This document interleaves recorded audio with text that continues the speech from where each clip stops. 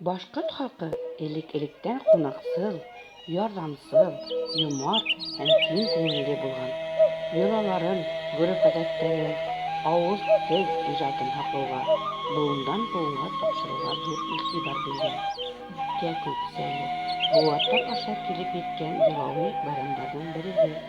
Яз җитеп, табигать аллы-гөлле сәскәләргә күмелеп, Кәкүк беренче тапкыр чакыргач үткәрелә бу байрам.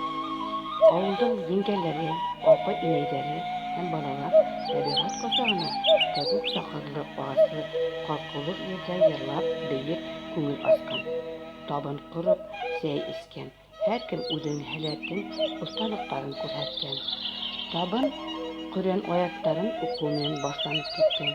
Кәкүк сакырган агач төбенә сөт һибелгән. Елның матур килүен, игендә гөрләп үсүен, мул уңыш алырга насыйп булуын теләгәннәр. Шифалы үләннәр җыеп, балаларга уларның үзенчәлекләрен ничек кулланырга кирәклеген өйрәткәннәр. Халыкта бүген дә беренче кәкүк сакырган вакытта кесәңдә акчаң булырга тиеш дигән сүз йөри. Янәһе лә баеп китәһең. Бу байрамда балалар ак тирәк, күк тирәк, үгез йөзек, яшерән яулык кебек халык уеннарын да уйный торган булганнар.